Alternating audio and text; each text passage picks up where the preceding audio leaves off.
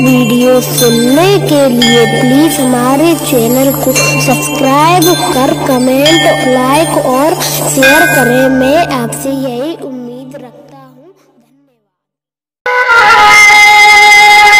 धन्यवाद। मेरे नौजवान साथियों, आज मैं सत्य प्रेम वाणी के माध्यम से आप लोगों तक एक जानकारी और भेज रहा हूँ।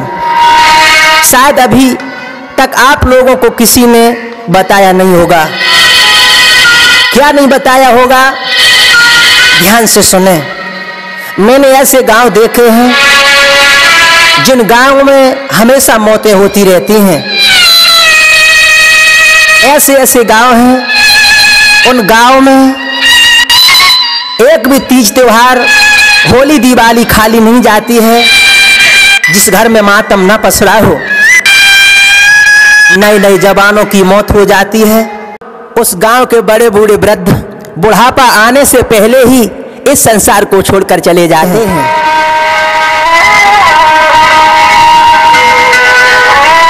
कहीं एक्सीडेंट होता है तो कहीं कुछ हो जाता है। कहने का मतलब यह है कि वो गांव कभी सुखी नहीं रह सकता है, सदा गमगीन रहता है, सदा मौतों का मार लगा रहता है। एक भी वर्ष ऐसा नहीं जाता है जिस वर्ष 2-4 मौतें ना हो जाएं। ऐसा होना नहीं चाहिए लेकिन हो रहा है। इसका कारण क्या है? आप तो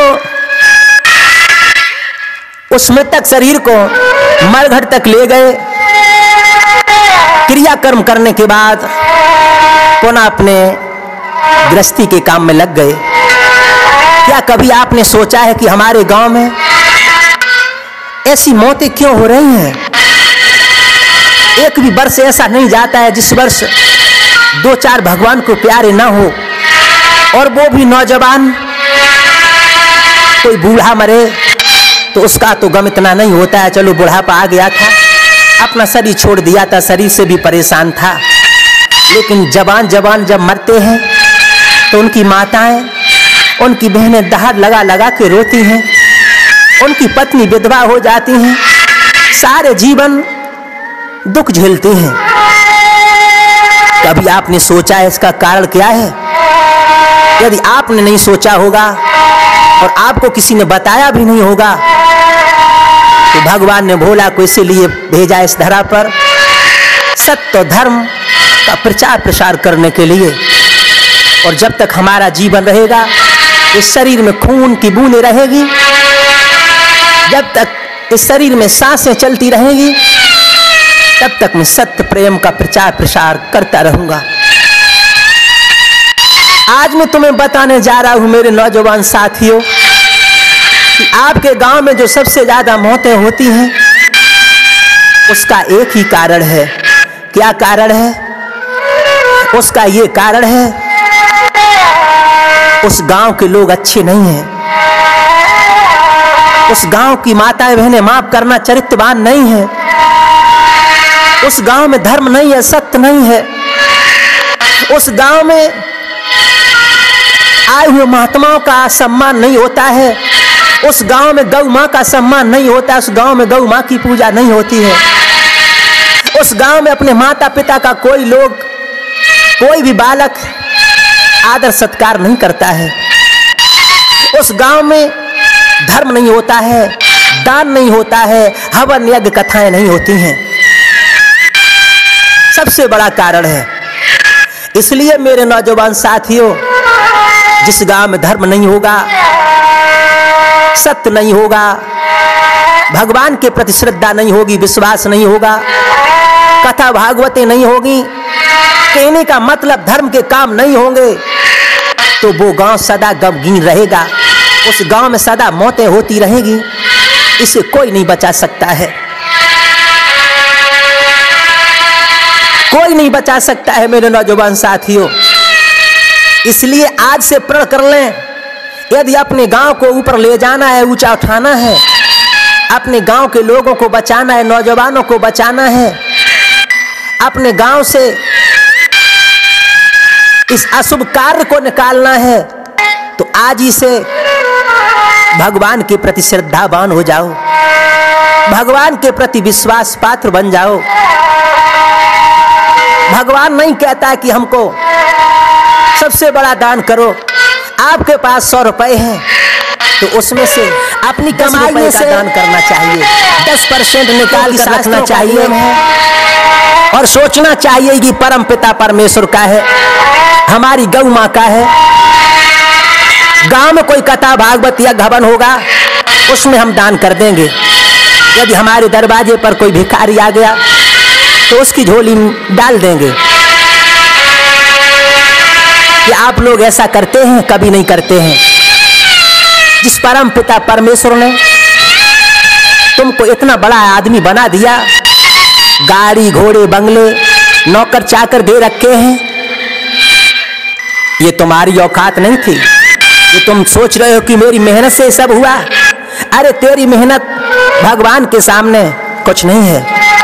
जब तक परम पिता परमेश्वर की मर्जी नहीं है तू कुछ कर नहीं सकता है, तेरे बस का कुछ नहीं है। मैंने हजारों लोगों को देखा है कर्म करते करते वो गरीब के गरीब ही रहे और अंत में मरघट पर लेट के चले गए। इसलिए परम पिता परमेश्वर का सबसे बड़ा ध्यान रखना चाहिए। जिसने तुम्हें सब कुछ दिया है, इतना सुंदर शरीर दिया है, इतनी सुंदर पत्नी दी, इतनी सुंदर बच्चे दिए, इतने ममतावान माता पिता दिए, इतना सुंदर संसार दिया है, उस परम पिता परमेश्वर को तुम भूल जाते हो। तो बताइए, उस गांव में एक्सीडेंट नहीं होंगे तो फिर क्या होगा? इसलिए मेरे नौजवान साथियों, मैं एक बार पुनः ये बात दोहरा रहा हूं कि जिस गांव में एक्सीडेंट होते हैं, मौतें होती हैं, नौजवान चले जाते हैं, जिस गांव में माताएं बहनें विधवा बन के घूमा करती हैं, वो गांव अशुभ होता है। उस गांव की धरती, उस गांव का भोजन, उस गांव का अन्न अपवित्र होता है। इसलिए पवित्र करने के लिए ऋषियों ने वैदिक पद्धति बना डाली है, जिसमें धर्म है, सत्य है, जप तप है, यज्ञ है, दान पुण्य है, गौ माँ की सेवा है, कथा भागवतें हैं। आप लोग ऐसी मौतों को बचाने से लिए अपने दिल में दृढ़ संकल्प कर लें कि आज से मैं कथा भागवत, दान पुण्य, हवन यज्ञ, साधु संतों की सेवा, गौ माँ का पालन और दरवाजे पर आए हुए भिखारियों का सम्मान करेंगे। तो ये भोला बादा के साथ सत्य प्रेम वाणी के मंच से कह रहा है, आपके गांव में कभी अकाल मौत हो नहीं सकती है, अकाल मृत्यु किसी की हो नहीं सकती है, क्योंकि सत्य धर्म दान पुण्य हवन यज्ञ कथा भागवत में बहुत बड़ी शक्ति होती है, बहुत बड़ी शक्ति होती है। लेकिन तुम अपनी शक्ति भक्ति को भूल कर बैठ गए हो। तुम्हारे पास सब कुछ है। जिस तरह से जब सीता का हरण हुआ था, सारे वानर, मर्यादा पुरुषोत्तम रामचंद्र जी, भैया लक्ष्मण, जामवंत, हनुमान जी, सुग्रीव, सारी वानर सेना समुद्र तट पर बैठी थी और सोच रही थी कि समुद्र को कैसे पार किया जाए। सीता मां बिलख रही होगी लंका में, वो रावण दुष्ट बड़ा कष्ट दे रहा होगा।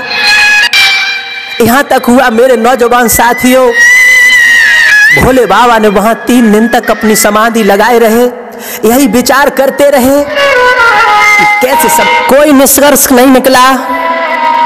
तब पुनः हनुमान जी को उनकी शक्ति का ज्ञान दिलाया गया कि हनुमान जी तुम्हारे अंदर बहुत बड़ी शक्ति है, अपनी शक्ति को जागृत कीजिए। जब हनुमान जी को अपना बल याद आया, उसी समय सारी वानर सेना हनुमान जी बोल उठे, जय सिया राम, जय सिया राम। मेरे नौजवान साथियों, और अंत में लंका कांड, यह किष्किंधा कांड था। इसमें विचार किया गया, कुछ किया नहीं गया, बैठकर सोचा गया है। लेकिन जब लंका कांड में कांड हुआ तो आज वही वानर, वही बल, वही शक्ति वापस आ गई और समुद्र पार हुआ और सीता जी को पुनः वापस लाना सभी को अच्छा लगा। इसलिए मेरे नौजवान साथियों, आप बैठे नहीं सोचें कि हमको क्या करना चाहिए, क्या नहीं करना चाहिए, हमारे गांव की ये मौतें कैसे रुकेगी। इसलिए आज से अपनी गांठ में बांध ले सभी लोग कि दान पुण्य हवन यज्ञ कथा भागवतें, आयु साधुओं का सम्मान, गौ माँ की पूजा, अपने माता पिता का सम्मान, अपने बड़े बुजुर्गों का सम्मान, धर्म सत्य पर चलना, ये सबसे बड़ा रामबाण है। यदि आप ऐसा नहीं करेंगे तो मैं सत्य धर्म से कहता हूँ, आपके गांव की बर्बादी कोई बचा नहीं सकता है। आपके गांव की बर्बादी कोई बचा नहीं सकता है। इसलिए मेरे नौजवान साथियों, अपने गांव का भला चाहते हो, अपनी माता बहनों का भला चाहते हो, तो आज से ही भगवान के प्रति श्रद्धावान बन जाओ, उसका विश्वास पात्र बन जाओ। मैं वादे के साथ कहता हूँ, आपके गांव में कभी अकाल मृत्यु हो नहीं सकती है, आपके गांव में कभी एक्सीडेंट हो नहीं सकता है। इसलिए धर्म सत्य, अच्छे कर्म करें, चरित्रवान बने और दान पुण्य यज्ञ कथा भागवत छोटी पूरी हल्की भाली मझोल करवाते रहें। आपके पास जैसी श्रद्धा हो।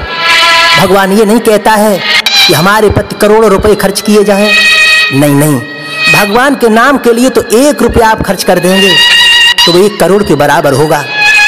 और बिना श्रद्धा के, बिना भाव के भगवान के लिए करोड़ों रुपए खर्च किए जाएं तो वो 1 रुपए के बराबर नहीं हो सकता है, नहीं हो सकता है। भगवान तो सिर्फ भाव के भूखे होते हैं। भगवान तो सिर्फ भक्त के हृदय में जो भावना चलती है उस भावना को पकड़ कर चलते हैं। भक्त के हृदय में अच्छी भावना है तो भगवान उसका अच्छा करेंगे, उसका फल अच्छा मिलेगा। इसलिए मेरे नौजवान साथियों, सदैव दान पुण्य हवन करना चाहिए, जिससे आपके गांव की अकाल मृत्यु को टाला जा सकता है।